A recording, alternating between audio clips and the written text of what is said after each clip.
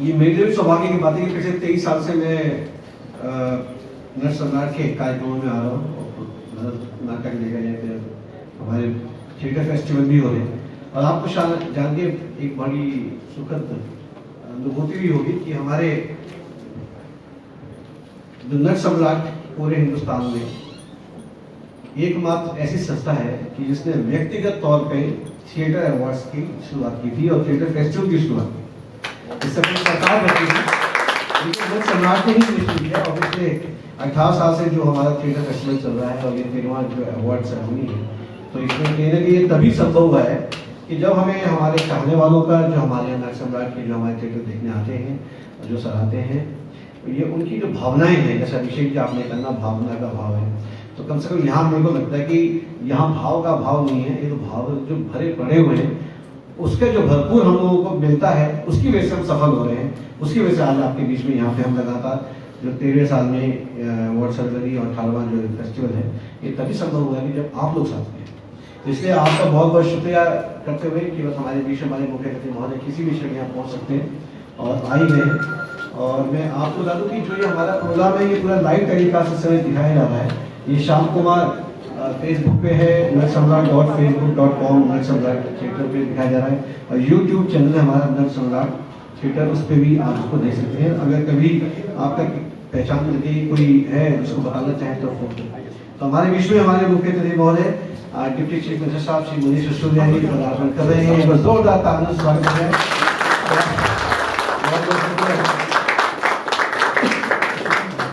और जैसे कि आप जानते हैं कि मनीष सिसोदिया जी बहुत व्यस्त चल रहे हैं इस समय और व्यस्तता आज से नहीं है, हम तो 2011 से व्यस्त देख रहे हैं मनीष जी को, जब से उन्होंने संघर्ष शुरू किया हम लोग से और हमारे बीच उपस्थित हो गए। तो मैं ज़्यादा समय नहीं लेते विलंब करते हुए मैं सीधे हमारे मुख्य अतिथि महोदय और उप मुख्य मंत्री भी सरकार श्री मनीष सिसोदिया जी को मैं आमंत्रित करता हूँ दीप प्रज्वलित करके आज के साथ हमारे कमेटी के साहब और ग्रुप के अध्यक्ष हमारे डायरेक्टर श्री श्याम कुमार साहब उनके जल्दी से है।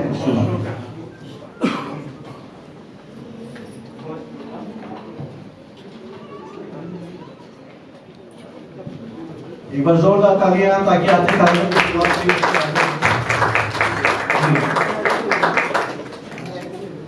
दीवान सिंह मजेली जी जो कि हमारे सिलेक्शन कमेटी के हमारे अध्यक्ष सदस्य हैं, साथ में श्याम कुमार जी। ये श्याम कुमार जी उनकी धर्मपत्नी का नाम ऐसा हम लोग लेते हैं मुनमुन का, लेकिन बताना चाहूँगा कि बगैर उनके ये संभव नहीं होता है। और साथ में सम्मान करेंगे आगे श्याम जी हमारे मुख्य अतिथि महोदय करेंगे अंग वस्त्र से फ्लावर से और एक जो स्मृति चिन्ह जिसको हम मेमेंटो बोलते हैं उसी का स्वागत।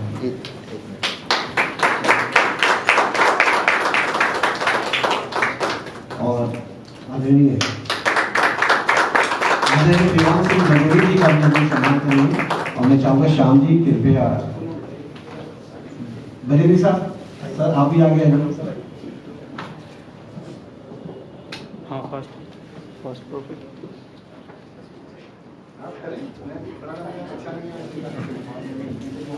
आप भी थिएटर पर्सनैलिटी रहे तो आप भी आ जाएंगे आप जानते हैं मनीष सिसोदिया थिएटर पर्सनैलिटी रहे और काफी तारीफ की है दीवान सिंह मजेली आपकी तालियां कुछ कम है मतलब कि आप सिसोदिया जी को देख के आप लोग को कर रहे हैं।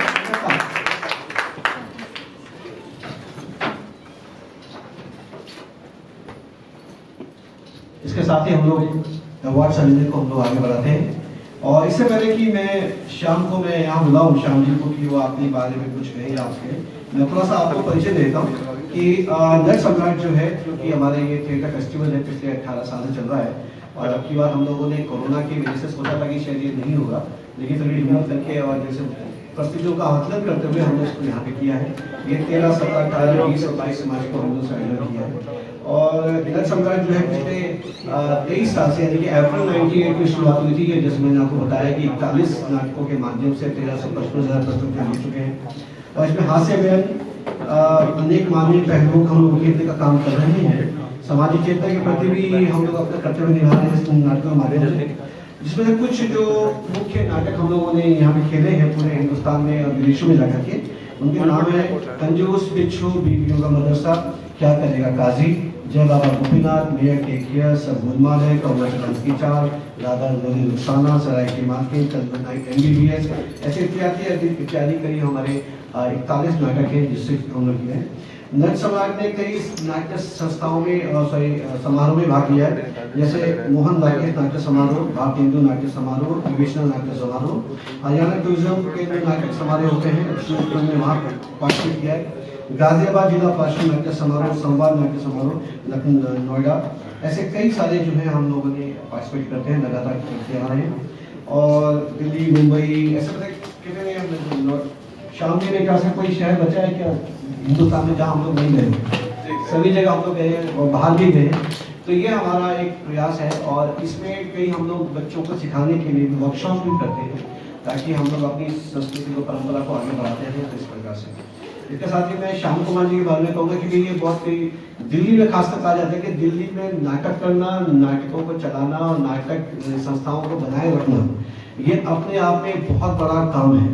अगर मनीष जी सेंट्रल गवर्नमेंट में होते तो मैं तो पकड़ के, दिल्ली गवर्नमेंट अगर ये पद्मश्री अवार्ड दे रही होती तो मैं मनीष जी को पकड़ के कहता कि कम से कम आप यहाँ पे थिएटर पर्सनैलिटीज को कम से कम 10-12 को हर साल दिया करेगा, क्योंकि ना तो जेब में पैसा होता है, समय घर वालों का निकालना, घर वालों से दर झगड़ से नाश्ते करना। कीमती आदरणीय बैठे हुए वो तो दूरदर्शन में काम करते थे, लेकिन हमें पता कि जब हम लोग जाते थे पिताजी पूछते थे कि नाटक ही करोगे या कुछ खाओगे कमाओगे, तो उनको लगता था कि नाटक अलग है, खाना कमाना अलग है। जैसे एक बार जाकिर हुसैन साहब से किसी ने पूछा आप क्या करते हो, बोले तबला बजाता हूँ। वो तो ठीक है, काम क्या करते हो? तो इस प्रकार से हम लोग भी है कि जब हम लोग कलाकार लोग हैं तो हम लोगों को भी जो है कहीं ना कहीं थोड़ा प्रेरणा देने के लिए या हम लोगों का मनोबल बनाने के लिए कुछ काम जो हो रहे हैं, और खासकर दिल्ली सरकार अब कुछ बहुत अलग तरीके से काम कर रही है, तो ये हम लोगों की बधाई के पात्र नहीं है, वो लोगों की शाबाशी भी हम लोग को देनी चाहिए। और जिस तरीके से मनीष सिसोदिया जी ने एजुकेशन के अंदर काम करके दिखाया है वो तो कमाल है साहब, कभी हम लोगों ने सोचा नहीं। हम लोग भी गवर्नमेंट स्कूल में पढ़े हुए हैं, सबके साथ आपके गुरुजी केंद्रीय विद्यालय के मोती बाग के पढ़े हुए हैं, तो हम लोग सोचते थे कि उस समय मनीष सिसोदिया क्यों नहीं होते, उस समय होते तो खैर हमें भी लगता, लेकिन आज मनीष जी ने जो करके दिखाया है और ये बहुत बढ़िया है। और हमें इसी बात की खुशी है कि आज मनीष भाई आप समय निकाल करके आए। तो इसके साथ ही मैं शाम को मैं आमंत्रण कर रहा हूँ, शाम जी आए, 2 शब्द आपके बीच में आपके अभिवादन के ऊपर करेंगे, फिर हम लोग अपने अवार्ड सर्विस को आते हैं। शाम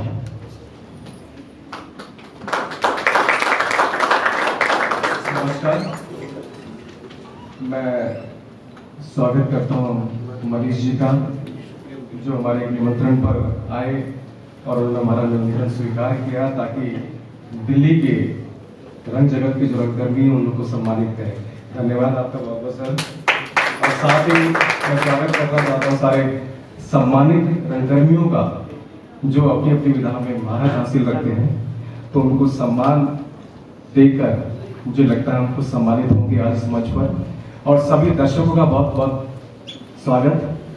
कोरोना की वजह से हम लोग कम गैदरिंग के साथ काम कर रहे हैं और इसलिए ये सारा जो फंक्शन हो रहा है, अवार्ड फंक्शन 13वां नट सम्राट अवार्ड, ये सब लाइव कर रहे हैं फेसबुक पर, यूट्यूब पर भी जाएगा। तो आज समय ज़्यादा न लेते हुए इस अवार्ड फंक्शन का शुभारंभ करते हैं। Thank you very much.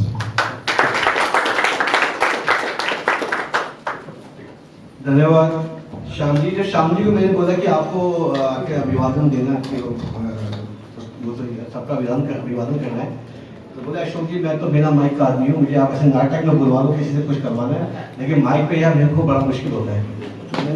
कोई बात नहीं, आज शुरुआत तो करिए तो आगे बढ़ते हैं। चलिए चलते हैं, शुरुआत करते हैं अपने हमारे अवार्ड सेरेमनी है। तो ये बड़ी खुशी है कि आपके सामने हमारे नट सम्राट नाट्य अवार्ड्स, थिएटर अवार्ड्स का जो हमारा ये 13वां संस्करण है, इसमें सबसे पहले जो शुरुआत करते हैं। और खासकर मुझे जब पहला हुआ था तो मुझे श्याम जी ने बहुत अच्छी तरीके से समझाया था कि सीक्वेंस कैसे बनाया जाता है अवार्ड देने का, तो उसी सीक्वेंस से हम चल रहे हैं। तो सबसे पहले हम ले रहे हैं बेस्ट राइटर, यानी कि सर्वश्रेष्ठ लेखक, और जिनको हम सम्मानित करने जा रहे हैं उनका नाम है आदरणीय श्री सुरेंद्र चतुर्वेदी जी। और पहले मैं उसके बाद में डिस्क्रिप्शन दे दूंगा, उसके बाद उनका आमंत्रण करेंगे और हमारे मुख्य अतिथि महोदय जी उनका सम्मान करेंगे। उत्तर प्रदेश के आगरा में जन्मे और दिल्ली विश्वविद्यालय से स्नातक श्री सुरेंद्र चतुर्वेदी पिछले 2.5 दशक से रंगमंच से जुड़े हैं। अपने विभिन्न रंगकर्मीय भूमिकाओं में बतौर नाट्य लेखक एवं के योगदान ने स्वयं को रेखांकित किया है और जिसका कारण ना होता तो मैं क्या होता, आज अपना भी सच लगा झूठ, डिप्लोमा इन करप्शन आदि उनके नाट्य रचनाएं हैं। श्री सुरेंद्र चतुर्वेदी के नाटक रहीमन धागा प्रेम का वो इंडो तुर्कमेनिस्तान फोरम द्वारा पुरस्कृत किया गया है और तत्पश्चात दिल्ली उर्दू अकादमी द्वारा इस नाटक का चयन अपने वार्षिक नाट्य समारोह के लिए भी किया गया था। नाट्य लेखन के अतिरिक्त श्री सुरेंद्र चतुर्वेदी ने कई कहानियों की रचना और प्रकाशन भी किया है, जिनमें छुट्टन एक बहुत ही इंपॉर्टेंट कहानी रही है। इसके अतिरिक्त बहुत से नाटकों की समीक्षा भी श्री चतुर्वेदी द्वारा विभिन्न पत्रिकाओं में कर चुके हैं। ये हमारे लिए बहुत ही सौभाग्य की बात है कि आज नट सम्राट संस्था हम आदरणीय श्री सुरेंद्र चतुर्वेदी जी को नट सम्राट सम्मान 2021 देते हुए गौरवान्वित अनुभव करते हैं। श्री सुरेंद्र चतुर्वेदी।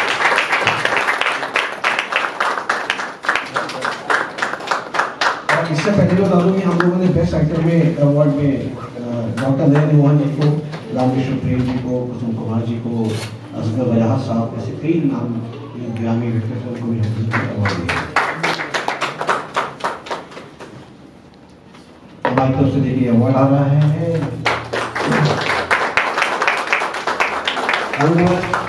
बुके और अवार्ड। इसके साथ ही मैं सुरेंद्र जी को निवेदन करूंगा, सर लिखते तो आप बहुत अच्छा है, थोड़ा सा अगर आप 2 शब्द आपके भी हो जाए तो कितना अच्छा रहेगा। मेरा हाल फिलहाल में कैंसर का ऑपरेशन हुआ है, गोलियों में दिक्कत है, लिहाजा में से नट सम्राट शाम जी सिसोदिया जी वजह से धन्यवाद। धन्यवाद सुरेंद्र भाई, और आप जल्दी से ठीक हो जाए, बिल्कुल चुस्त हो जाए, दुरुस्त हो जाए। इसके साथ चलते हैं जो राइटर है, तो राइटर के बाद फिर इसको कौन सजाता है, संवारता है, उसका नाम है निर्देशक। तो सबसे निर्देशक के रूप में जिनका हम सम्मान करने जा रहे हैं उनका नाम है भाई राजेश तिवारी जी।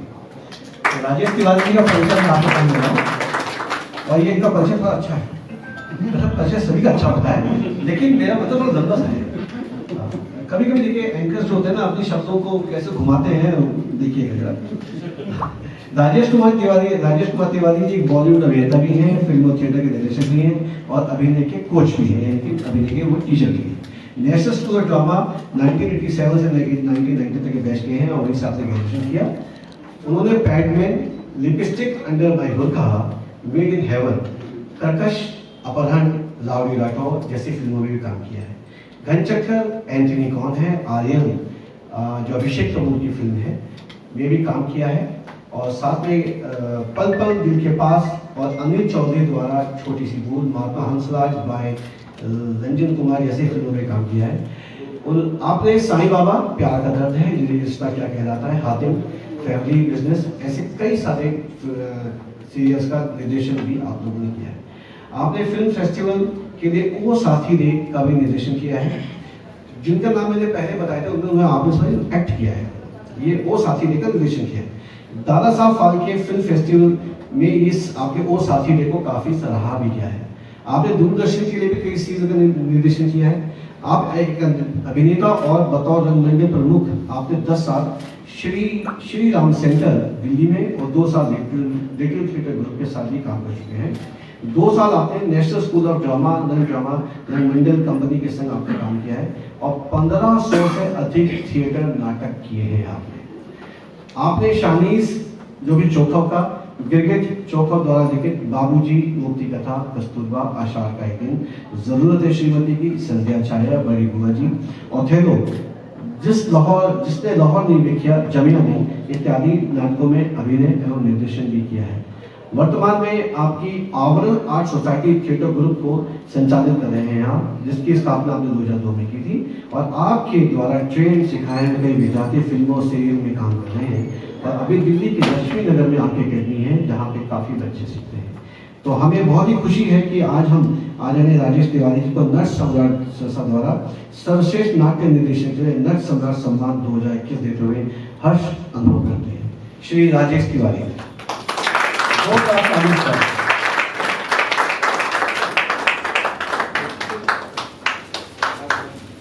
इससे पहले जिन बेस्ट डायरेक्टर्स को हमने अवार्ड दिया था उनके नाम बताया था, दीवान त्रिवेदी जी, शेखर वैष्णवी जी, अरविंद गौड़ साहब, भानु भारती जी इत्यादि इत्यादि।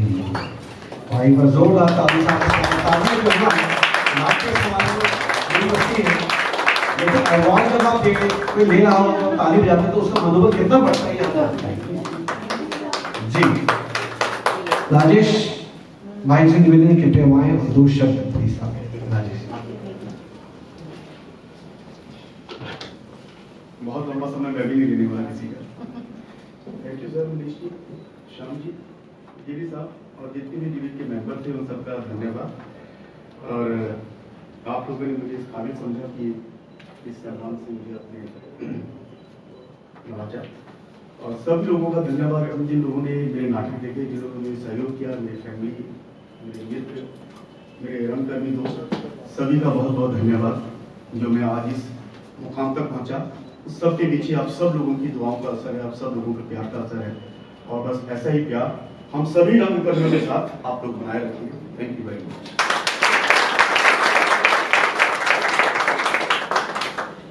नहीं संजय, राजेश भाई आपका हमारे साथ हमेशा रहेगा, क्योंकि आप लोगों से हम लोग काफी कुछ सीखते हैं, ये सीधी बात है। अब चलते हैं बेस्ट एक्टर यानी कि सर्वश्रेष्ठ अभिनेता। तो सर्वश्रेष्ठ अभिनेता के लिए मैं जिनका बुला रहा हूँ, आमंत्रित कर रहा हूँ, उनका नाम है श्री रोहित त्रिपाठी जी। और ये हम दोनों में एक ही बात कॉमन है, रोहित जी में मुझे, कि दोनों का जन्म प्रयागराज में हुआ है। मैं भी नहीं पैदा हुआ तो आप नहीं पैदा हुआ, तो इसमें मुझे बड़ी अच्छी लगा की बात की है। तो रोहित जी का जन्म इलाहाबाद यानी प्रयागराज उत्तर प्रदेश में हुआ। आपने इलाहाबाद में रह करके कई नाटकों में अभिनय कार्यशालाओं में प्रशिक्षण प्राप्त किया है। भारतीय नाट्य अकादमी से आपने 1992 में अभिनय का पूर्णकालिक प्रशिक्षण प्राप्त किया। राष्ट्रीय नाट्य विद्यालय एवं श्री श्रीराम सेंटर रंगमंडल में बतौर अभिनेता आपने कार्य किया है। देश के कई शहरों में बतौर कैंप डायरेक्टर आपने रंग कार्यशालाओं का आयोजन संस्कार भारती के संग किया है। दिल्ली में नुक्कड़ नाटक के माध्यम से कलाकार अपनी आजीविका कैसे चलाए हैं, इसका श्रेय भी रोहित त्रिपाठी जी को जाता है, जिसकी मैंने चर्चा आपसे पहले भी की है। नाटककार डीपी सिन्हा जी एवं जेपी सिंह जी के कई नाटकों में बतौर अभिनेता आपने कार्य किया है। 40 से ज्यादा नाटकों में आपकी मुख्य भूमिका रही है। आप स्टेज आर्ट ग्रुप के संस्थापक सदस्य साहित्य का परिषद में कई वर्षों तक बाल रंगमंच कार्यशाला का भी आप संचालन करते रहे हैं। और यह हमारे बहुत खुशी की बात है, हमारा प्रफुल्लित है कि आज हम नट सम्राट संस्था द्वारा आपको सर्वश्रेष्ठ अभिनेता के लिए नट सम्राट सम्मान 2021 से आपको सम्मानित करते हुए गौरवान्वित अनुभव कर रहे हैं। श्री रोहित त्रिपाठी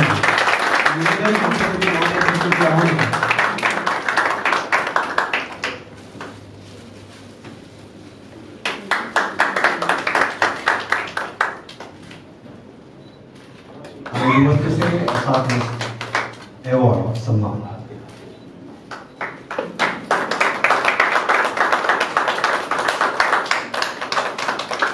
मैं आमंत्रित करूंगा रोहित भाई को कृपया आए और 2 शब्द आपके साथ शुरू कीजिए। जयराम जी की मुझे जो है, मैं सबसे पहले अपनी माँ और मेरे जो प्रथम गुरु थे, जब मैं जब जहाँ से जिन्होंने मुझे पहली बार मंच दिया, उन निर्देशक को मैं नमन करता हूँ, राकेश सिन्हा जी।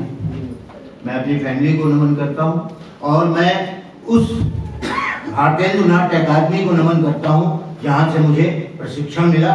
और मैं उन सभी लोगों को नमन करता हूँ जिन्होंने मुझे अपने निर्देशन में अभिनय करने का मौका दिया।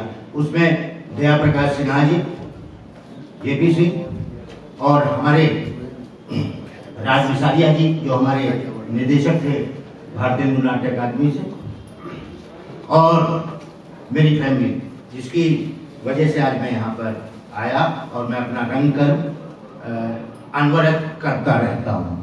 बहुत बहुत धन्यवाद इस जूरी को जिन्होंने मुझे अवार्ड के लिए मेरे बारे में सोचा, और नट सम्राट सबको बहुत बहुत धन्यवाद।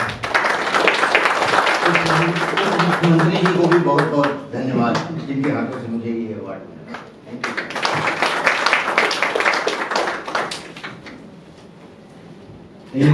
रोहित जी की मॉडेस्टी है, हम वजह से होता है कि उन्होंने इस बात को स्वीकार किया कि परिवार की वजह से ही वो काम कर रहे हैं। परिवार में कौन कौन है ये तो सर जानते हैं, सबसे पत्नी होगी और पत्नी चाहे तो कोई भी कर सकता है, अगर पत्नी ना चाहे तो कोई कुछ नहीं कर सकता। तो बहुत बहुत शुक्रिया रमेश भाई। तो हम लोग इलाहाबादी हो रहे ना, थोड़ा सा हम लोग तो हाथ से लेके तो चले जाते हैं, सेंस ऑफ ह्यूमर जो आप समझ लीजिए। तो चलिए चलते हैं, जब सर्वश्रेष्ठ अभिनेता है तो सर्वश्रेष्ठ अभिनेत्री का भी पुरस्कार दिए जाते हैं। उनका नाम है सुश्री तृप्ति जौहरी जी। तृप्ति जौहरी जी का जन्म 12 मई 1984 को बरेली में उत्तर प्रदेश में हुआ था। आपने MA, BA, MPhil तक की शिक्षा प्राप्त की है। साथ ही आपने भारतीय दूर नाटक अकेडमी से 2 वर्ष का डिप्लोमा भी किया है। तो ये कमाल की बात है, जो बेस्ट एक्टर है, बेस्ट एक्ट्रेस दोनों भारतीय दूर नाटक अकेडमी से हमारे सबके और आए हैं, तो बड़ी काफी SRFTI कोलकाता में से आपने टेलीविजन का अभिनय डिप्लोमा प्राप्त किया है। 2007 से रंगमंच FM में टेलीविजन सेक्रेटरी रूप से कार्यरत है। आकाशवाणी के बी ग्रेड आर्टिस्ट हैं और साथ में आप उद्घोषक भी हैं। समय समय पे आपने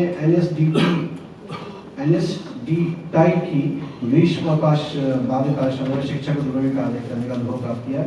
वर्तमान में दिल्ली के प्राइवेट स्कूल में आप नाट्य शिक्षिका के रूप में कार्यरत हैं। साथ ही विभिन्न नाट्य समूह के संग रंगकर्म में भी आप अभिनय का अपना योगदान अहम है। और हमें बताते हुए और उनको सम्मानित करके बहुत खुशी हुई है, लेकिन हमारे बीच में तृप्ति जौहरी जी नहीं आ पाई है क्योंकि उनका इस समय शो चल रहा है। तो मैं हमारी सहयोगी मुनमुन सिंह जी को निवेदन करूंगा कृपया आए और तृप्ति जौहरी जी के बिहार को आप कृपया पुरस्कार ग्रहण करके और हमको संतुष्ट करें।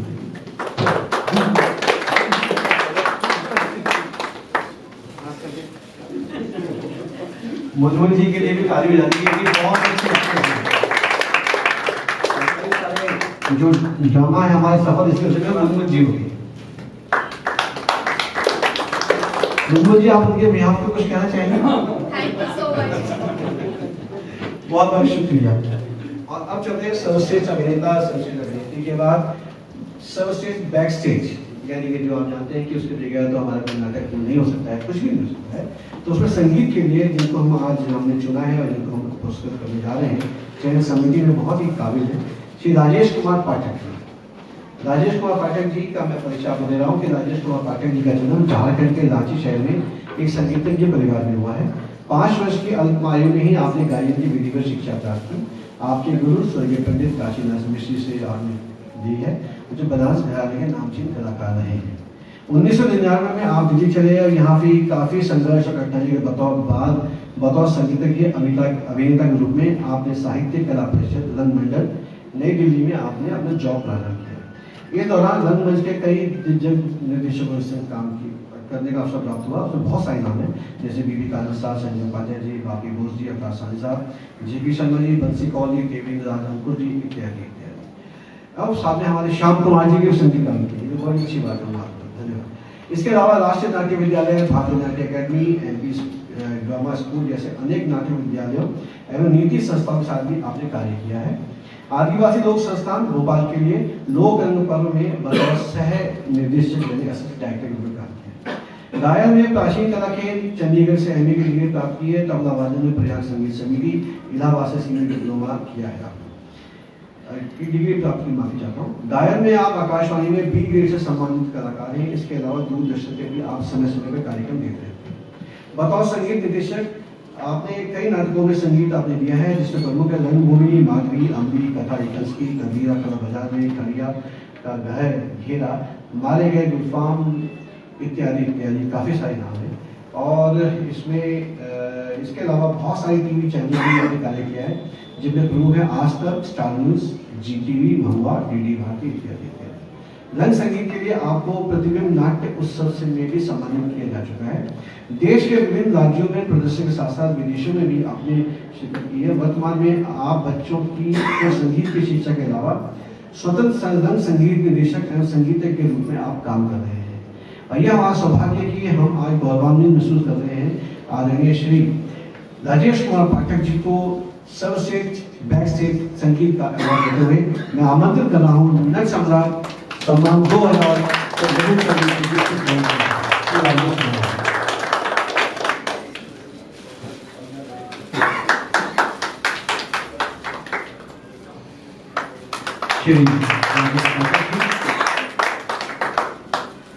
और मैं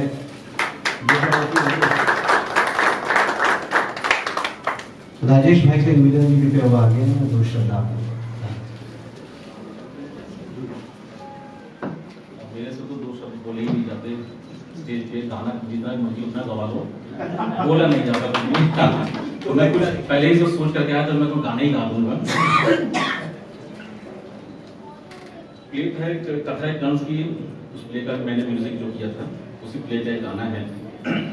डीपी सिन्हा जी लेकर अशरफ अली डायरेक्शन। कमल की पंखुड़ियों पे बैठा है भंवरा, नीली नीली झील में तड़प है मछली।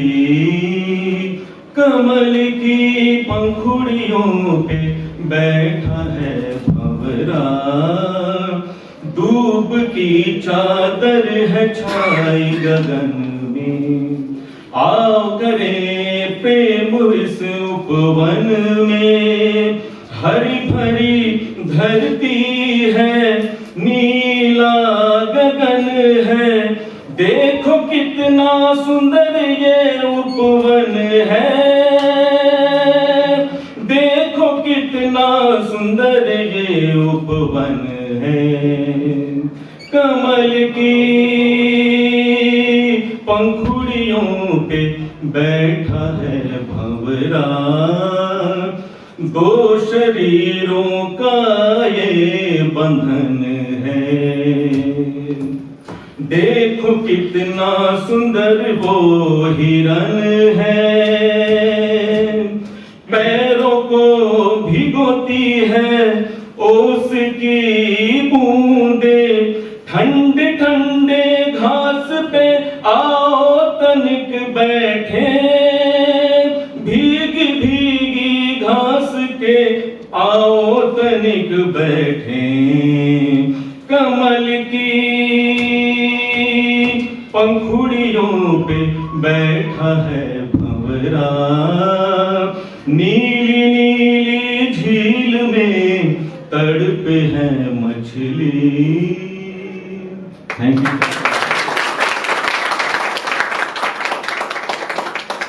धन्यवाद आयुष भाई, और आपने तो हमारे इसका बहुत ही मदद दिया, बहुत शुक्रिया, धन्यवाद।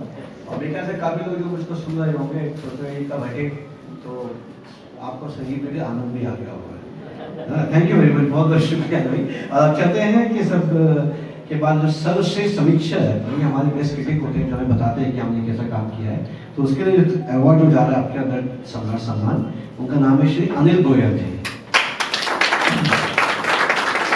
1958 में हरियाणा में अम्बाला जिले के नारायणगढ़ में जन्मे अनिल गोयल जी का रंगमंच के संग जुड़ा बालपन में श्री रमेश मेहता जी के ग्रुप 3 आर्ट्स क्लब के नाटकों को देखने से हुआ। दिल्ली विश्वविद्यालय में डिबेट कॉम्पिटिशन्स में आपको आपकी वाक पटुता के लिए आपको बहुत सराहा गया और वहाँ पे जाने माने आप डिबेटर रहे। अनिल गोयल जी के रंगमंच के साथ इस लंबे जुड़ाव में उन्होंने प्रारंभ में नाटकों की रिपोर्टिंग की, फिर धीरे धीरे रंग समीक्षा की और प्रेरित किया आपको। दिल्ली रंगमंच के हिंदी और अंग्रेजी भाषाओं के प्रारंभिक पीढ़ी के वरिष्ठम समीक्षकों के साथ रहने का आपको अवसर मिला। साहित्य प्रेमी अनिल गोयल जी अब भी अपने को आलोचक या समीक्षक की बजाय एक सक्रिय एक्टिव जो है स्पेक्टेटर सक्रिय दर्शक के रूप में अधिक मानते हैं। उनको लगता है कि मेरे को ज़्यादा कोई दर्शक के रूप में ज़्यादा मानता है। रंगमंच के क्षेत्र में रिपोर्टिंग से लेकर के नाट्य समीक्षा, पुस्तक समीक्षा आपने की है, जीवन वृत्तांत समीक्षा की है, अनुवादक तक की आपने बहुत लंबी यात्रा तय की है। और उसमें जहाँ आपने इसका सहयोग लिया है, जहाँ पे आपने किया, उनका नाम है, उसमें कुछ नाम है दैनिक हिंदुस्तान, जागरण, सहारा जैसे दैनिक अखबार, आउटलुक, छायानट, जनप्रसंग, नटरंग, इट्टा वार्ता, इंद्रप्रस्थ, द हिंदू, स्वागत, लेडी सिटी लिमिट्स, ऐसे कई पत्रिकाएं हैं विशिष्ट जिसमें आपने रंगमंच के जर्नल्स भी लिखे हैं और आपने उसमें काम किया है। आपने लेखन के माध्यम से राजस्थान के कोटा जिले के पतौंदा गांव में होने वाली सांगीतिक रामलीला को भी प्रकाश में ला करके तथा कुमाऊनी संगीत में thank you very much, Kumaoni संगीत में रामलीला को भी प्रचारित करके उन्होंने सदैव ही लोक कलाओं को बढ़ावा दिया है। नाट्य शास्त्र, फिल्म्स और टेलीविजन परिभाषा कोश के निर्माण में भी आपका बहुत अहम योगदान है। हिंदी और अंग्रेजी दोनों भाषाओं में समान रूप से लिखने वाले श्री अनिल गोयल जी हिंदी में ही लिखना अधिक पसंद करते हैं। फेसबुक पर भी वे रंगमंच से संबंधित लेख लगातार लिखते आ रहे हैं, जहां उनका ग्रुप दिल्ली थिएटर अपने क्षेत्र में भारत के विशालतम ग्रुप होने का दावा करता है, यानी कि है वास्तव में। 8वें थिएटर ओलंपिक से लेकर के साहित्य कला परिषद दिल्ली तक की 6 समितियों के आप सदस्य हैं और आपने अहम योगदान भी दिया है रंगमंच के लिए। संगीत नाटक अकादमी सांस्कृतिक मंत्रालय की योजना के अंतर्गत दिल्ली के रंगमंच इतिहास पर काम करके आपने रंग समीक्षक के साथ साथ रंग इतिहासकार के रूप में भी अपने को स्थापित किया है।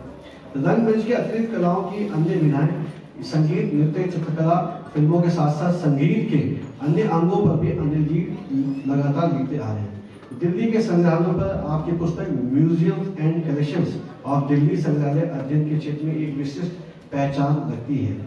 अनेक गोष्ठियों, प्रदर्शनियों, चर्चाओं इत्यादि के आयोजन के माध्यम से रंगमंच संस्कृति के अन्य क्षेत्र में आपका बृहद योगदान रहा है और अभी भी आप दे रहे हैं। अनेक देशों की यात्रा कर चुके अनिल गोयल जी एकेडमिक क्षेत्र में शोध कार्य के लिए भी जाने जाते हैं। वे आप अनेक भारतीय एवं अमेरिकी प्रोफेसरों के उच्च शोध कार्य में आपके सहायक रहे हैं।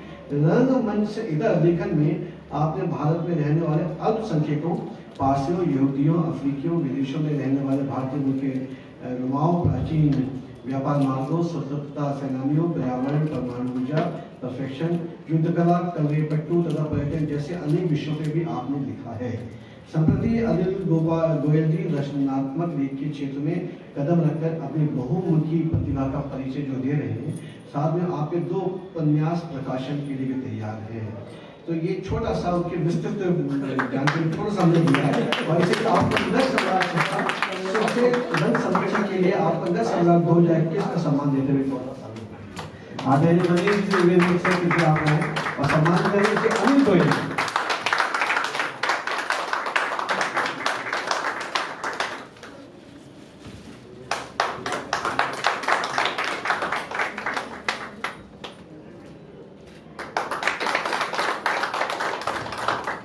सम्मान दे रहे हैं हमारे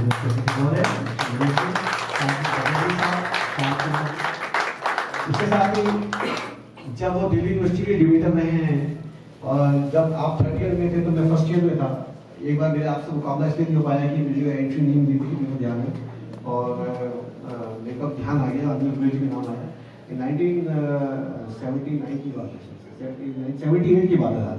78 में एक कंपटीशन था तो हमारे मोतीलाल नेहरू कॉलेज से भी 2 प्रविष्टियां गई थी, लेकिन हम लोग बस्ती में थे, देर से पहुंचे तो हम लोग नाम लिखे, लेकिन आपको हमने उस समय सुना था। तो मैं चाहता हूँ कि आज आपको फिर से एक बार सुनने का मौका मिले, तो अनिल गोयल जी के लिए जोरदार तालियां मिले।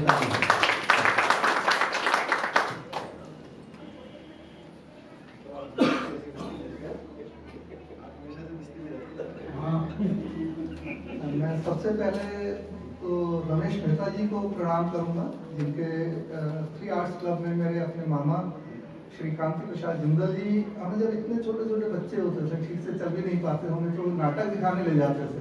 आज वो दोनों इस दुनिया में नहीं है, लेकिन आज मैं यहाँ खड़ा हूँ तो उन दोनों के कारण।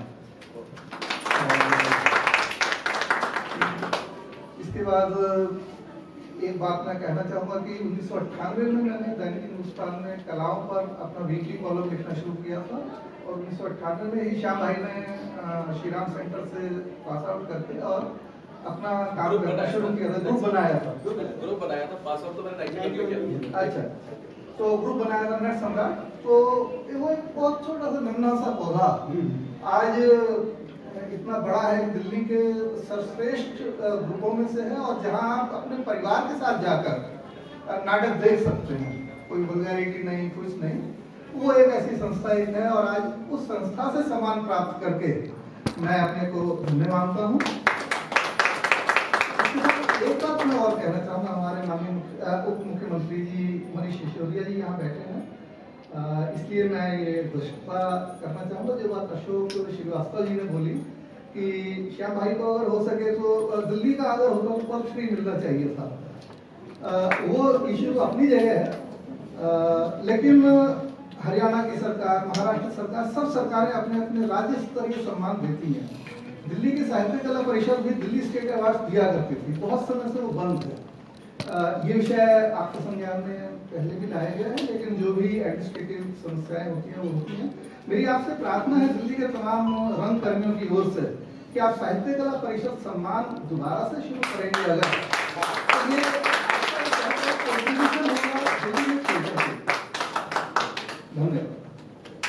धन्यवाद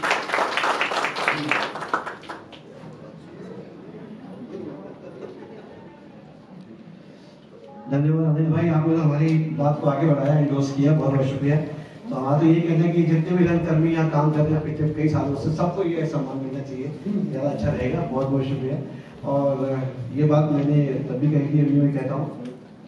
और अब जिस मैं क्या कहते हैं व्यक्तित्व को, विभूति को मैं आमंत्रित कर रहा हूँ, उनके लिए तो मेरे पास शब्द बहुत कम है। उनके बारे में जितना बोलूँ मैं कई लंबी बातें कर सकता हूँ, कहूँ तो मैं उनके पास शोध भी ले सकता हूँ, इसमें कोई शक नहीं है। मैं बात कर रहा हूँ आदरणीय कीमती आनंद जी के बारे में। और बचपन से हमने देखा, सबसे हमने वो संभाला 71 में घर में टीवी आ गया था, ब्लैक एंड व्हाइट, तब से हम देखते हैं। और सबसे पहले जब कीमती आनंद जी आते थे हम चुपचाप होकर बैठे थे, दादी कहते हैं कीमती आ गए, चुपचाप बैठे। 1971 में हमारे घर में जब देखा तब से, तो इतने बड़े व्यक्तित्व हमारे बीच में उपस्थित है और हम उनको आज लाइफ टाइम अचीवमेंट अवार्ड हम लोग देने जा रहे हैं, जीवन पर्यंत उपलब्धि। और उनके बारे में जितना मैं बता रहा हूँ आप समझिएगा, केवल एक छोटा सा ट्रेलर पेश कर रहा हूँ, बाकी तो उनके बारे में बताना मेरे बस की नहीं है। और मैंने उनको फॉलो भी करता हूँ, उनकी एंकरिंग को भी, उनको सबको मैंने देखा है। 78 में मैंने बताया कि सर आप मोतीलाल नेहरू कॉलेज में आए थे, तो वहाँ से जो आई थी क्या बताऊँगा, लंबी बात हो जाएगी, लेकिन मैं थोड़ा सा परिचय देता हूँ कि गत 60 वर्षों से बहुमुखी प्रतिभा को परिचित करते हुए कीमती आनंद जी दिल्ली और देश के नाम के निर्माता और निर्देशकों जैसे साई परांजपे, राजेंद्र नाथ जी, एम के रैना, राम गोपाल बजाज आदि के संग 700 से अधिक नाटक नाटिकाओं में भूमिकाओं का आपने जो अभिनय का सार्थक परिचय दिया है, वो तारीफ के काबिल है।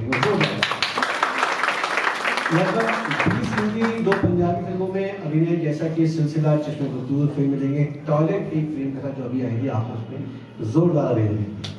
40 वर्षों के दौरान टेलीविजन के कार्यक्रम आपके लिए के माध्यम से आपने 150 से ज़्यादा अधिक नाटकों में मुख्य भूमिका किरदार आपने निभाया है।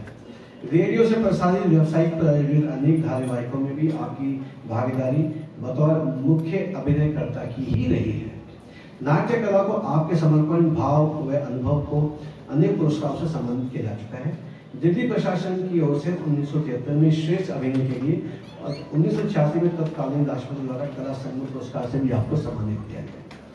तो अब ये कहना है कि हम आपको सम्मानित कर रहे हैं, बल्कि मैं तो यही बोलूंगा कि कीमती आनंद जी के आने से आज नट सम्राट परिवार सम्मानित हुआ।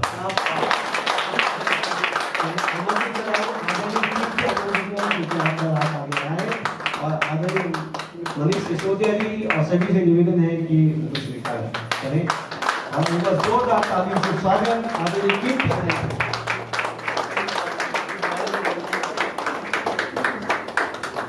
वैसे आज तक मैंने पुस्तक नहीं की है, लेकिन मैं सोचा आज खड़ी हूँ सीनियर होने के नाते, मैं आदरणीय भाभी जी भी साथ हैं, तो मैं उनको भी आमंत्रित करूँ। भाभी नहीं, आपकी भाभी।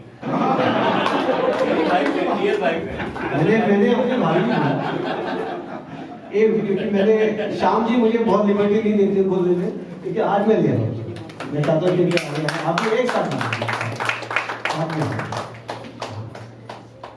ये है इनकी प्रेरणा।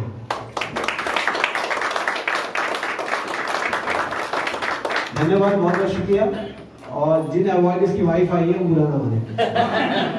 मैं निवेदन करूंगा कीर्ति भाई से कृपया आप आए हैं और हमें अपना आशीर्वाद दें। साथियों, बहनों भाइयों, एक को छोड़ के मैं बड़ा भारी हूँ श्याम जी का, अशोक जी का, मनीष जी का, आप सब लोगों का, तो इतना कीमती टाइम निकाल के कीमती को आप लोग बात करते हैं, देख लें, धन्यवाद। और मैं और क्या कहूँ, बहुत काम किया है जैसे आपने बताया, और हमने ज़िंदगी में धोखे भी बड़े खाए। आप पूछिए कैसे? सेब धोखे खाए, अमरूद धोखे खाए। मुझे श्याम जी ने कहा कि कुछ अपने बारे में लिखिए हिंदी में, तो मैंने कहा ठीक है, मैं लिख के दे दूँगा। तो मैंने देखा कि पेन नहीं था, इंक नहीं थी, एज भी हो गई है, तो मैं इनके पास गया, मैंने कहा जरा आप पेन दे दीजिए, कह रहे नहीं दूंगा। मैं 1 घंटे बाद फिर गया, मैंने कहा पेन दे दो श्याम जी, कह रहे नहीं दूंगा। मैं फिर 3 घंटे बाद गया, मैंने कहा पेन दे दो, कह रहे नहीं दूंगा। मैं दूसरे दिन गया, मैं क्या पेन दे दो, कह रहे पेन नहीं दूंगा, बार बार पेन मांगने आ जाते हैं। अब के पेन मांगेगा ना तो हथौड़ा मारूंगा। मैं चला गया, फिर तीसरे दिन गया, मैंने कहा आपके पास हथौड़ा है? कहते नहीं है। मैंने कहा फिर पेन दे दो। वेरी मच, आप सब लोगों का कीमती टाइम लिया और धन्यवाद। Thank you very much. Happy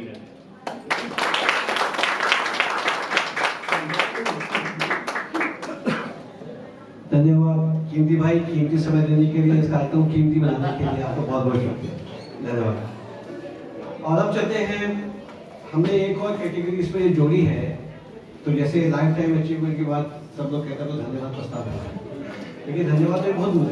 Manish ji को भी सुनना, हमने साथ में कुछ और लोगों को सम्मान करना है।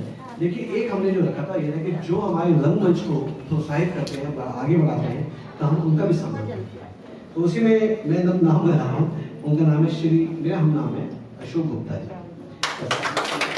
श्री अशोक गुप्ता जी का जन्म शारदा दिल्ली में हुआ। दिल्ली विश्वविद्यालय से स्नातक के उपरांत आपने दूरसंचार विभाग में जूनियर इंजीनियर की जॉब शुरू की और वहीं से फिर आप 17 साल केंद्र सरकार में सेवा करने के बाद सब डिवीजन इंजीनियर के पद से त्याग पत्र आपने दे दिया। वर्ष 1997 में आपने द मयूर इन्फॉर्मेट के नाम से एक अंग्रेजी पक्षी समाचार की शुरुआत की। आपने दूरसंचार विभाग के कार्यकाल के दौरान आपने नाटक देखना आपको अच्छा लगने लगा, मतलब ये अपने ड्यूटी के टाइम नहीं देखते थे, बाद में नहीं, तो सर कभी बीच में हो सकता था। सप्ताह में शाम जी जो थे वो दिन में भी करते थे। मुझे याद है कि वहाँ पे श्री राम सेंटर में हम लोग बेसमेंट में दोपहर में भी नाटक किया करते थे। और इसमें मैंने ये बात कहा कि सप्ताह में 1-2 शाम मंडी हाउस में नाटक देखने की गुजरने लगी।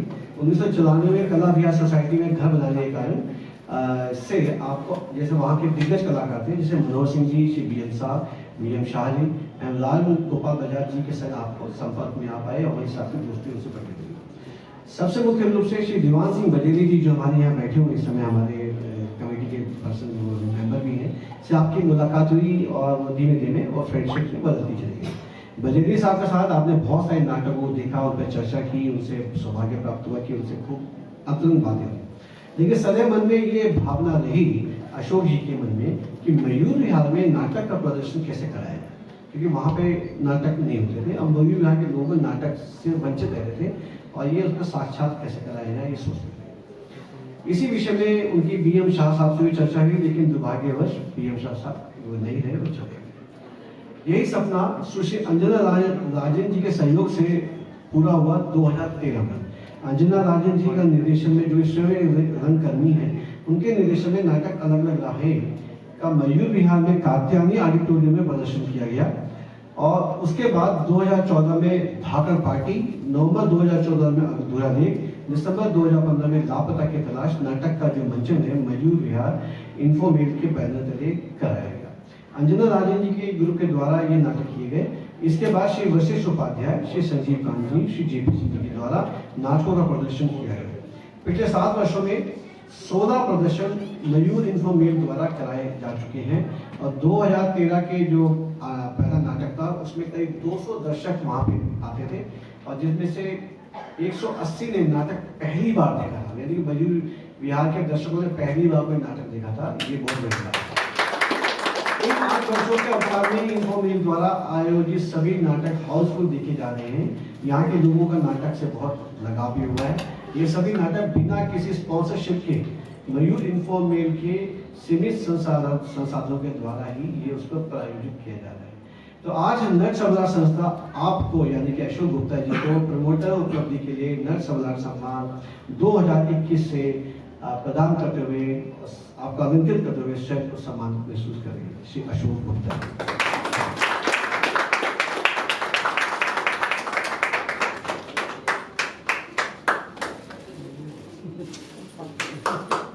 अशोक गुप्ता जी का सम्मान आपके सभी के लिए तालियां ऐसी हो जाएगी, तो कभी प्रमोटर के लिए तालियां जिनकी वजह से आपको कर पाते हैं।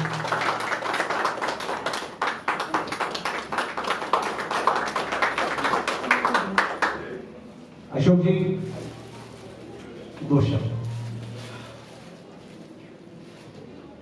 Thank you Nat Samrat, thank you Shyam Kumar ji, thank you Bajeli sir, जिनके साथ मुझे नाटक को समझने का सौभाग्य प्राप्त हुआ धीरे धीरे। और थैंक यू मनीष सिसोदिया साहब। मैं सर का धन्यवाद इसलिए कर रहा हूँ कि सर बहुत सीमित संसाधन थे। आपके सरकार में आने से पहले 6-7 नाटक में कर चुका था, उसके बाद बहुत कम पैसे में ग्रुप को ले पाता था, तो कई ग्रुप वाले सर हमेशा मेरा नाटक देखने आते थे। सर को अच्छा लगता था कि ये अच्छा काम हो रहा है, तो कई नाटक डायरेक्टर लोग इसलिए कम पैसों में नाटक कर देते थे कि हमारे मिनिस्टर साहब उस नाटक को देखेंगे, उनकी कला को देखेंगे। तो मैं सर का भी बहुत धन्यवाद करता हूँ कि सर का भी सहयोग रहा मयूर विहार में नाटक को बढ़ाने के लिए। Thank you sir.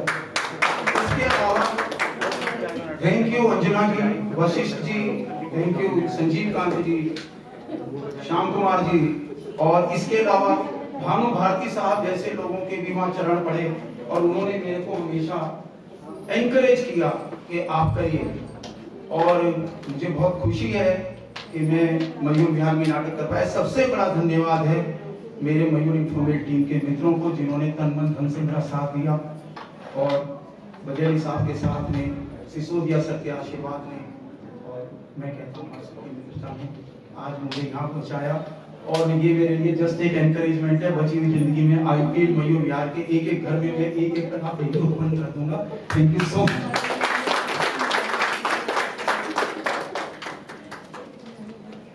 Thank you Ashok भाई। थोड़ा सा और आगे बढ़िए, नोएडा भी आ जाइए ताकि हम लोग भी भला हो जाए। वैसे हम लोग ही वहाँ काम करते हैं, तो ये आप लोग और सुन के अच्छा लगेगा आपने कितने काम किया। इसके साथ ही हमारे 3 और साथी हैं जिनको हम लोग सम्मानित करने के लिए, तो मैं रिक्वेस्ट करूँगा आदरणीय मनीष भाई से कि इससे पहले कि हम आपके उद्बोधन के लिए आपका आमंत्रित करें।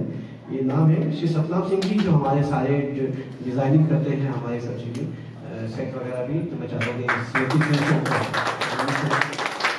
सतनाम सिंह, ईशान त्यागी जी जो हमारे जो म्यूजिक जो हमारा है समाज श्री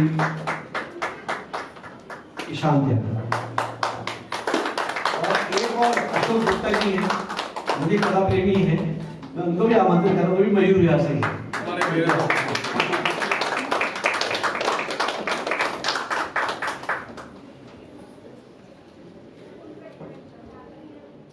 आज अशोक को काफी, मैं भी अशोक को ये काफी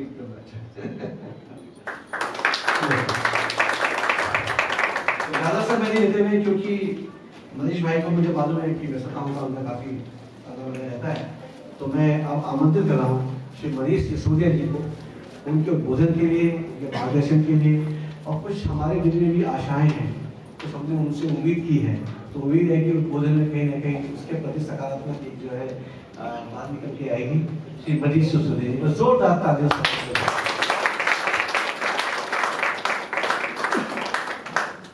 बहुत धन्यवाद। और सभी यहाँ रंगमंच से जुड़े हमारे सभी सम्मानित साथियों को बहुत बहुत शुभकामनाएं। मैं अशोक जी और श्याम जी सबका बहुत आभारी हूँ कि आपने मुझे यहाँ आमंत्रित किया। यकीन मानिए बहुत कम मौके ऐसे होते हैं जब इतने सुकून से मैं भी बैठ पाता हूँ।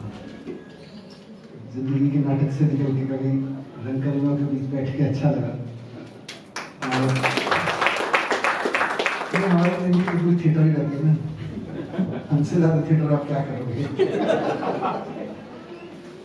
मतलब हम तो आप तो अभिनेता, हम तो नेता है। नेता से बड़ा अभिनेता थोड़ी अभिनय करते हैं। 24 घंटे थिएटर भी रहते हैं। लेकिन यकीन मानिए, मतलब मैं इसलिए बोल रहा था कि 10-12 मिनिस्ट्रीज हैं। किसी समय मैं शिक्षा मंत्री होता हूँ, कभी रेवेन्यू मिनिस्टर होता हूँ, शराब की पॉलिसी बना रहा होता हूँ, कभी फाइनेंस मिनिस्टर होता हूँ, सारे डिपार्टमेंट के लिए बजट की बात कर रहा होता हूँ, कहीं एमएलए होता हूँ, नाली गंदे पानी मेरी जिंदगी के, नाली पर गंदे पानी ठीक कराना मेरी जिंदगी का बहुत अहम हिस्सा है। तो ये सारी हैं चीज़ें, तो उन सबके बीच से निकल के आज इस मंच पे आके बड़ा अच्छा लगा। और बहुत ही एकदम अलग तरीके का वातावरण है, बहुत ऊर्जावान लोग हैं सब यहाँ, अच्छा लगा। अशोक जी ने जो कहा, मुझे लगता है सबने कहा था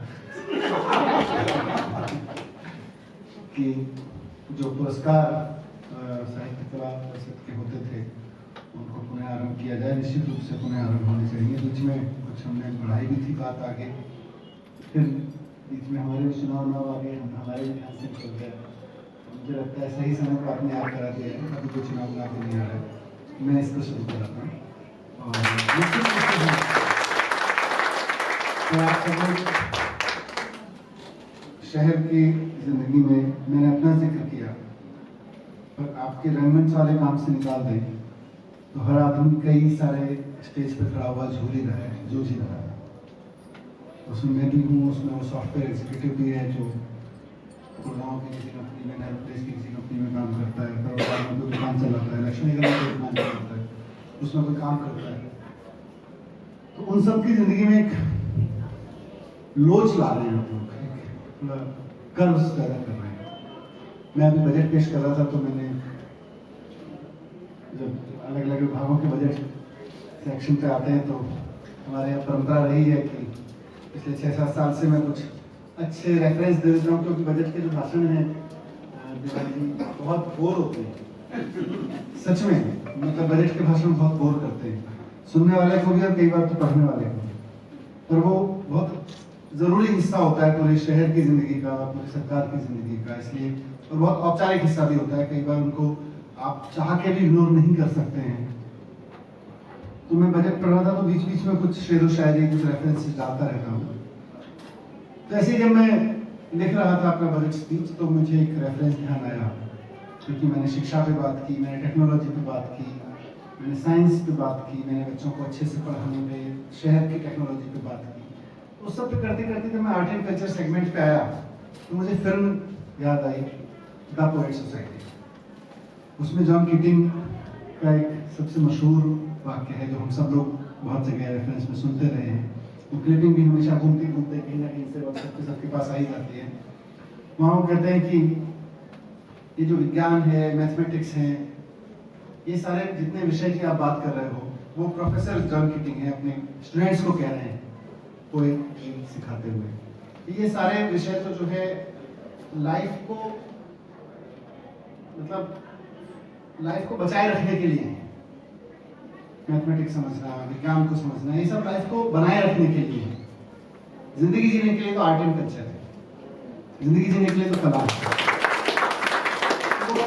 समझाते मैंने उसी का रेफरेंस दिया वहां पे, इसलिए कहा कि हम सब जो करते हैं जिंदा रहने के लिए करते रहते हैं। जिंदा बने रहे नौकरी करते हैं, जिंदा बने रहे खाना खाते हैं, खाते कमाते हैं, पर जो सबसे कीमती आनंद है जिंदगी में, आनंद तो कीमती रहा है। आनंद कभी मैंने किसी का नाम नहीं सुना सैलरी आनंद हो नहीं, या टॉपर आनंद हो, ऐसा भी नहीं सुना। हम दो ही जगह आनंद ढूंढने की कोशिश करते हैं ना, महीने का इतना सैलरी और टॉपर क्लास में टॉपर बना देते हैं। तो साहब कोई टॉपर आनंद नहीं रहा जिंदगी में, कोई सैलरी आनंद नहीं रहा, आनंद तो कीमती रहा है।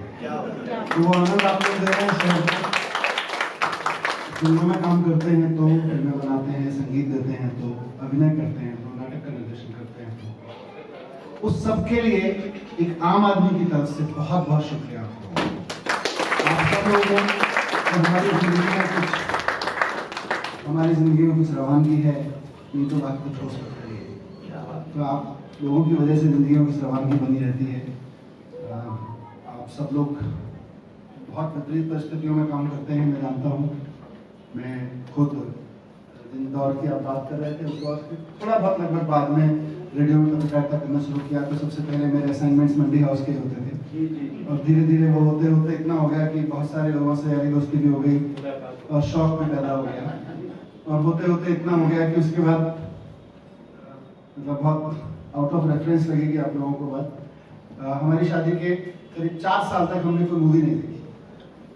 और जब भी कोई मूवी देखने का मन करता था उस वक्त अखबार में छप जाता था कि यार ये फलाना थिएटर हो रहा है, फलाना हो रहा है। तो हम और हमारी वाइफ तय करते थे, ऐसा करते हैं ना, ये नाटक देख लेते हैं, ये बाद में नहीं आएगा, मूवी तो बाद में लगेगी।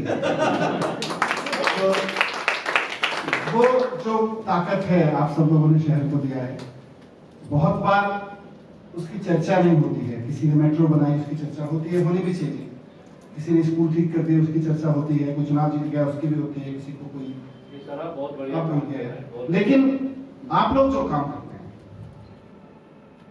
वो उतना उल्लेखित नहीं है कि मतलब एक रंगकर्मी, एक कलाकार, एक आम आदमी की जिंदगी में जो योगदान दे रहा है वो अंडरलाइन नहीं है। मेरे लिए कोई रोटी बना के दे रहा है, मैं उसका एहसान मान लेता हूँ। कोई मेरे बच्चे को नौकरी दे रहा है, कोई मेरे बच्चे को शिक्षा दे रहा है, मैं बीमार हो जाता हूँ, कोई मेरा इलाज कर रहा है, मैं उसका एहसान मान लेता हूँ। पर शायद हम सबको ये एहसास करने की जरूरत है कि उस सब के बीच में, अब तो व्हाट्सएप पे है बहुत कुछ मौजूद, सिनेमा में है, टीवी में है, और ऑफ कोर्स रंगमंच पे है। जब होता है आजकल तो कोविड के चक्कर में बंद है, वो जो दिया जा रहा है वो बहुत बार उसका उल्लेख होता है। और ऐसा नहीं कि हम दूसरों के सामने नहीं करते, हम स्वयं से भी नहीं करते। हम स्वयं से भी नहीं कर रहे होते हैं कि भाई पिछले 4 वर्षों में मैंने वो 4 नाटक नहीं देखे होते, या 3 फिल्में नहीं देखी होती, या वो गाने नहीं सुने होते, या वो गीत संगीत नहीं सुना होता, तो मेरी जिंदगी कहाँ होती। हम कभी लेकिन मैं हमेशा एहसान मानता हूँ, मुझे एक बार बीमारी हो गई थी और वो डॉक्टर ने नहीं बचाया होता तो क्या होता। किसी ने नौकरी लगवा दी, किसी ने पढ़ा दिया, हम हमेशा याद करते हैं। लेकिन एक कलाकार ने हमारी जिंदगी में जो डाला है, हम उसको लेकर कभी शुक्रगुजार होते नहीं है। ये एक कड़वी हकीकत है हमारी जिंदगी की, हम नाशुक्र हैं। समाज के रूप में, व्यक्तित्व के रूप में हम नाशुक्र हैं, होना नहीं चाहिए। तो उम्मीद करते हैं कि हम ना रहें और हमारी शिक्षा के माध्यम से, कला के माध्यम से लोगों में वो जागृति आए, लोगों में वो समझ आए, फिर इस साहित्य कला अकादमी के अवार्ड बहुत छोटे पड़ जाएंगे।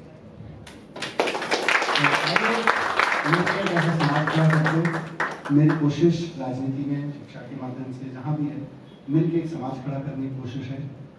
मैंने पिछले 4-5 साल में जो काम किया है उसको अगर मैं मोटे तौर पे कहूँ, 2 हिस्सों में काम है। एक गौण है, एक मुख्य है। उसमें गौण महत्वपूर्ण हो गया है अनफॉर्चुनेटली, लेकिन वो ये है कि 2015 में जब मैं सरकार में आया था तो दिल्ली के गवर्नमेंट स्कूलों की हालत बहुत खराब थी। नकली के जाले लगे रहते थे, टूटे पड़े रहते थे, टीचर के पास लिखने के लिए बोर्ड नहीं होता था, बच्चों को बैठने के लिए डेस्क तो छोड़ दी थी, दरी नहीं होती थी पीने का। किसी सरकारी स्कूल में पहुंचिए तो वहाँ बच्चों की खिलखिलाहट नहीं मिलती थी, बल्कि मैं सैकड़ों ऐसे स्कूल को याद है मेरी स्मृतियों में, जब मैं जाता था औचक निरीक्षण के लिए, कि मैं स्कूल के गेट के अंदर घुसा और वहाँ से टॉयलेट की बदबू आनी शुरू रहती थी। स्कूल के किसी कोने में जाके खड़े हो जाए, टॉयलेट की बदबू आती थी। वैसे स्कूलों में हम अपेक्षा करें कि हमारी कोई बहन टीचर बन के या कोई बेटी छात्रा बन के वहाँ खड़ी रहेगी, बेटा भी छात्र बन के खड़ा रहे, होने वाला है। तो इसलिए सरकारी स्कूल नीचे होते चले जा रहे थे, तो उनको फिक्स किया। तो मैं उसको बोलता हूँ कि शिक्षा का आधार ठीक किया, fixing the problem of the education, fixing the foundation, laying the foundation of education, वो पहला काम था। उसमें बजट भी दिया, उसमें और टीचर्स की ट्रेनिंग कराई, उसमें बहुत अलग उनको देश विदेश में भेजा। लेकिन दूसरा जिसको मैं लेकिन मुझे लगता है गौण काम है, ये सुविधाओं को ठीक करना हमेशा गौण काम रहा है। मूल काम ये है जिसको मैं करने की कोशिश कर रहा हूँ, और उसका विशेष रूप से यहाँ उल्लेख करने का मेरा कुछ तात्पर्य है, कुछ आशय है। मूल काम ये है साहब कि मैं शिक्षा को एक फाउंडेशन के रूप में यूज करने की कोशिश कर रहा हूँ। शिक्षा की नींव ठीक करके शिक्षा को नींव के रूप में यूज करने की कोशिश कर रहा हूँ। मुझे उस समय मैं इसलिए कह रहा हूँ कि मैं आपको शिलाघात के यहाँ बात नहीं कर रहा, बल्कि शिक्षा मंत्री के रूप में, एक व्यक्ति के रूप में आपके सामने कह रहा हूँ। उसमें आप सबकी जरूरत है। आप सबके सक्रिय सहयोग के बिना हम शिक्षा को देश की, समाज की नींव रखने के लिए यूज कर नहीं पाएंगे। उससे मेरा आशय है कि आमतौर पर शिक्षा को हम यूज करते हैं, यार बच्चे पढ़ लिख जाएंगे तो 2 रुपए की नौकरी लग जाएगी। ये भी बहुत गौण इस्तेमाल है शिक्षा का। मैं ऐसे दिन की परिकल्पना करता हूं जब शहर में अपराध बढ़ रहा हो, तो शहर का मुखिया या राज्य का या देश का मुखिया कल्पना कर सकते हैं, मैं शहर बोल रहा हूँ, शहर का मुखिया या मुख्यमंत्री पुलिस प्रमुख को बुला के कहे कि मुझे ये अपराध मुझे दंगा, मुझे हेट्रेट, मुझे ये रेप, मुझे ये क्राइम 2 हफ्ते में बंद चाहिए। साथ साथ शिक्षा प्रमुख को बुला के कहे कि मुझे दिलों से, दिमाग से ये क्राइम 2 साल में साफ चाहिए। आमतौर पे हम अपनी समस्याओं का समाधान पुलिस में, न्यायालयों में, लॉ एनफोर्समेंट में ढूंढते रहे हैं। हमें अभी सहज स्वीकार नहीं है कि हम शिक्षा से भी उन समस्याओं का समाधान कर सकते हैं। हमने एक छोटा सा प्रयोग किया हैप्पीनेस कैरिकुलम, नर्सरी से लेकर 8वीं तक के बच्चों के अंदर उनको पढ़ाना शुरू किया। उनके जो इंडिया की लेगेसी रही है इमोशनल अंडरस्टैंडिंग, उसकी बदौलत बच्चों के अंदर इतने परिवर्तन आए कि एक माँ मुझे आके कहने लगी कि सर आप ये जो हैप्पीनेस की क्लास लगाते हो ना बच्चों के लिए, इसकी वजह से हमारा बच्चा आके जो पहले बहुत रफ टफ भाषा इस्तेमाल करता था वो इतना सेंसिटिव हो गया है कि घर में आके मैं उसको पहले खाने के लिए कहती थी तो खाना तो मतलब हमारे लिए तो पूछना छोड़िए, खाता ही नहीं था। लेकिन जब से हैप्पीनेस की क्लासेस, संबंधों के बारे में, भावनाओं के बारे में, इमोशंस के बारे में, साइंस के बारे में, अपने इमोशनल साइंस के बारे में, आपने उसकी भाषा हो नहीं थी पर मैं बता रहा हूँ, उसने शुरू किया हैप्पीनेस का कैरेक्टर। रोजाना क्लास होती है एक हैप्पीनेस की। तो उसके बाद उस बच्चे में माँ परिवर्तन देख रही है कि हमारा बच्चा जब से क्लास करने लगा है 4-5 महीने पहले से, घर में आता है तो पूछता है, जब मैं खाना देती हूँ मम्मी आपके लिए बचा हुआ है, और पूछता ही नहीं है, किचन में जाके चेक भी कर लेता है कि नहीं मम्मी प्यार में तो नहीं कह रही मेरे लिए बचा हुआ है, खाली मतलब नहीं बचा हुआ नहीं दे रही हो। एक गरीब परिवार, स्लम में रहने वाली, अनएम्प्लॉयड कॉलोनी में रहने वाली माँ के लिए, जिसके वातावरण घर में कैसा होगा उसको भी आप कल्पना कर सकते हैं, वो महिला अपने बच्चे को ये परिवर्तन होते हुए देख रही है कि साहब बच्चा माँ से आके ना सिर्फ पूछ रहा है कि आपके लिए बचा है, बल्कि किचन में जाके चेक भी कर लेता है कि प्यार नहीं तो नहीं कहती जा रही है लगातार। उस लेवल तक इमोशंस के अंडरस्टैंडिंग, इमोशनल साइंस की अंडरस्टैंडिंग बनाना संभव है। और ये हैप्पीनेस कैरिकुलम जब 1 साल का हुआ तो हमने चीफ जस्टिस साहब को बुलाया था, तो उन्होंने थोड़ा सा लाइटर में कहा लेकिन बहुत गंभीर बात है। उन्होंने कहा कि अगर ये हैप्पीनेस कैरिकुलम और सक्सेसफुल हो गया तो हमारी जरूरत कम पड़ेगी। इसलिए आप सबके सामने कहा कि आपके अंदर वो चीज है, अच्छी सुविधाएं सरकार दे सकती है ना, रंग कर भी नहीं दे सकती। शिक्षा आप नाटक के जरिए नहीं दे सकते, गीत संगीत के जरिए नहीं दे सकते, वो सरकार को देना पड़ेगा। अच्छे टीचर अपॉइंट करने का काम, टीचर्स अपॉइंट करने का, उनको ट्रेनिंग कराने का, उनको फैसिलिटेट क्लासरूम में बोर्ड लगवाना हो या पीने का पानी लगवाना हो, सब सरकार को करना है। पर इससे आगे शिक्षा को राष्ट्र के आधार के, राष्ट्र को सबल बनाने के, समाज को सबल बनाने के आधार के रूप में यूज करने के समय आपसे ज्यादा पावरफुल कोई नहीं हो सकता। तो आप देश की, दुनिया की वरिष्ठ प्रतिभाएं यहाँ बैठी हैं, मैं आप सबका आह्वान करना चाहता हूँ। अब मैं आपको 2015 में आपसे कहता साहब आइए मिलकर शिक्षा के माध्यम से समाज खड़ा करते हैं, बोले पहले अपने स्कूल में बोर्ड तो लगवा। आप मुझे ही कहते तो मैं बोर्ड लगवा के आया हूँ, मैं पानी की व्यवस्था करके आया हूँ, मैं टीचर्स की व्यवस्था करके आया हूँ, मैं स्कूलों में अच्छी बिल्डिंग बैठने के लिए जगह बना के आया हूँ। अब मैं आपके पास आया हूँ, आइए मिलके समाज खड़ा करते हैं। बहुत क्रिएटिव सोचने की जरूरत पड़ेगी, बहुत थॉटफुल सोचने की जरूरत पड़ेगी और पिन पॉइंटेड सोचने की जरूरत पड़ेगी। उसमें सबसे बड़ा आयाम देशभक्ति का है। मुख्यमंत्री जी कह रहे हैं शिक्षा को आंदोलन बनाना है और इस आंदोलन के जरिए हर बच्चे में देशभक्ति पैदा करना है। जब हम कह रहे हैं तो उनसे 2 सवाल पूछे जा रहे हैं। पहला तो ये कि क्या शिक्षा के जरिए देशभक्ति पैदा की जा सकती है, और दूसरा मुझसे पूछा जा रहा है कि क्या, मतलब जो स्वीकार कर रहे हैं हाँ ठीक है कर सकते हैं, लेकिन क्या सरकार पितृसत्तात्मक भूमिका में आ गई है? मैं कह रहा हूं दोनों ठीक की जा सकती है। मैं ये नहीं कह रहा कि देश के लिए जान दे दे, पर यहाँ से जब निकले और लक्ष्मी नगर की रेड लाइट पर खड़ा हो तो रेड लाइट इसलिए जंप ना करें कि वहां पुलिस वाला खड़ा है, या इसलिए जंप ना करें कि मैं अपने देश की व्यवस्थाओं का सम्मान करता हूं। दूसरा वाला सिखाया जा सकता है। मैं अपने कमरे से बाहर निकलूं और लाइट बंद करके निकलूं, मेरे मन में ये डर हो कि बिजली का बिल ज्यादा आ जाएगा, केजरीवाल जी तो नहीं आएगा, पर फिर भी बिजली का बिल ज्यादा आ जाएगा या पानी का बिल ज्यादा आ जाएगा, या इसलिए रखूं कि मुझे अपने देश के संसाधनों का सदुपयोग करना है। मैं महिलाओं का सम्मान करता हूं, नहीं करता, ग्रेजुएशन के बाद, कॉलेजेस के बाद, टॉपर होने के बाद मेरी देशभक्ति उससे जुड़ी होनी चाहिए। मैं बहुत अच्छा काम करता हूँ, तिरंगे के सामने जोर से सलाम करता हूँ, भारत माता की जय जोर से लगाता हूँ, लेकिन रक्षाबंधन के दौरान अपनी मिठाई की दुकान में मिलावट करके बेचता हूँ, तो फिर मेरी देशभक्ति पे सवाल रखना चाहिए। वहां खड़े होकर जो बात मैं करना चाह रहा हूं, जो बात मुख्यमंत्री जी करना चाह रहे हैं, उसको बहुत सटीक तरह से कहने की कला टेक्स्ट बुक्स में नहीं मिलेगी, आपके अंदर।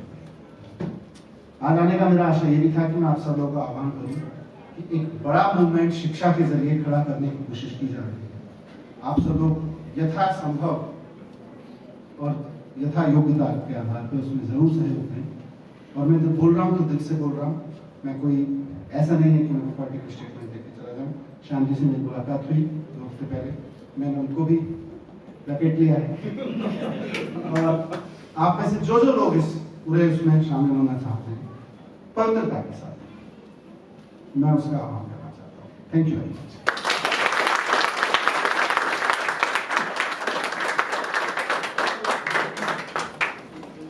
मनीष जी को मैंने कई बार सुना है और हर बार सुनता हूँ, अच्छा लगता है, लेकिन जो आज सुना है वो एक बिल्कुल अलग ही है। गीता के 18वें अध्याय से पहले उसका माध्यम में इंद्र जो है वो अपना पद खो देते हैं किसी कारणवश। वो विष्णु जी के पास जाते हैं और उनसे बात करते हैं कि साहब मेरा पद चला गया, ये दूसरा इंद्र आ गया। तो इंद्र जी भगवान उनको कहते हैं कि आप जो है वहाँ पे एक महात्मा है, तो जैन में उनसे जाके बात करिए। तो जैन में जाकर के उससे पूछते हैं कि भाई बात क्या है कि मेरा ऐसा चला गया। तो उनका कुछ नहीं है, आप 18वें अध्याय का रोजाना 5 लोग का जो है आप उसका पढ़ा करिए तो आपको ये इंद्र का पद वापस मिल जाएगा। लेकिन जब वो उसको पढ़ते हैं, पढ़ने के बाद जब मालूम पड़ता है तो उनको लगता है कि जो इंद्र का पद है ये तो बहुत छोटा है, भगवान विष्णु का सायुज्य जो है वो बहुत बड़ी बात है।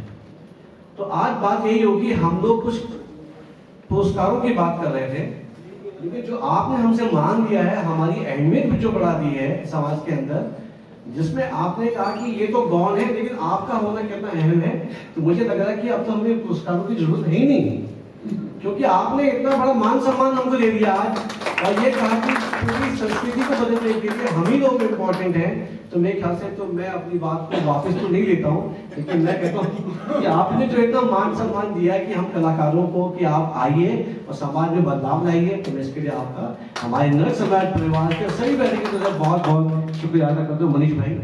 और मनीष जी की मैं खास से बता दूँ कि हमारा नोएडा में प्रोग्राम होता है, उसका नाम है शुक्रिया मुकेश, हर साल करते मुकेश जी की याद है। और हमने मनीष जी को हमेशा उसका निमंत्रण भेजते हैं।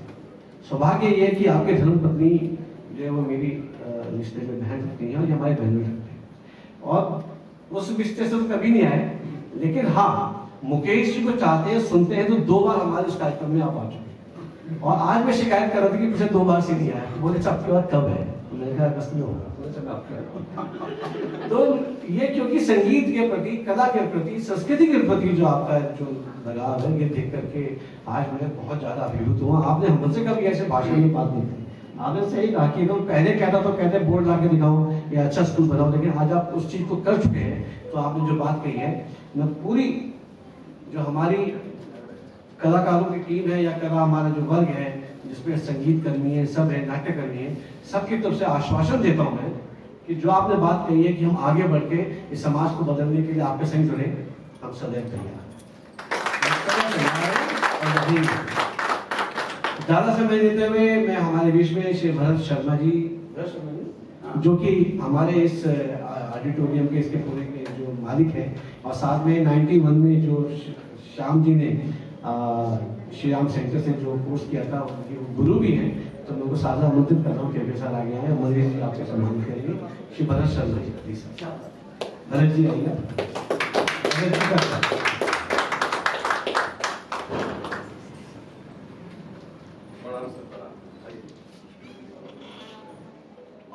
आज भरत जी के प्रांगण में हम लोग यहाँ पे हैं और वो मनीष जी ने इसके लिए बात कही है।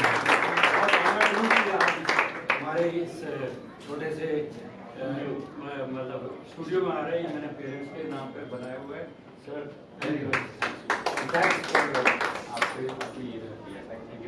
इसके साथ ही जितने हमारे अवार्ड विनर सबसे निवेदन है कि एक बार आ जाए ताकि ग्रुप फोटो बनाते हैं। एक सेकंड सर, मैं चाहता हूं कि इतना अच्छा मंच संचालन जिन्होंने किया मेरे बड़े भाई ग्रुप के वरिष्ठ सदस्य अशोक श्रीवास्तव जी को स्मृति चिन्ह देकर उनका स्वागत।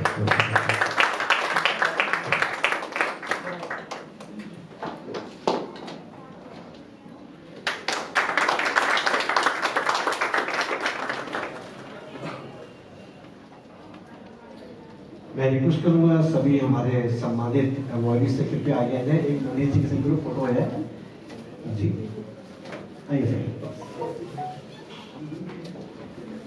सुनील चतुर्वेदी जी, राजेश तिवारी जी, रोहित त्रिपाठी जी, राजेश पटक जी, अनिल गोयल जी, कीर्ति आनंद सर, अशोक गुप्ता जी, साथ में भरत जी,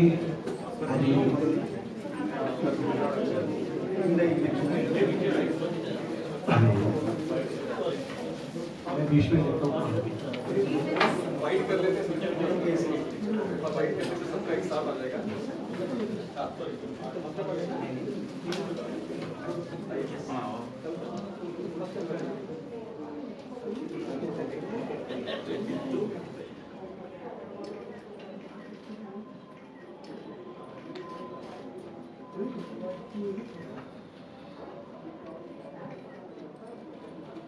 Thank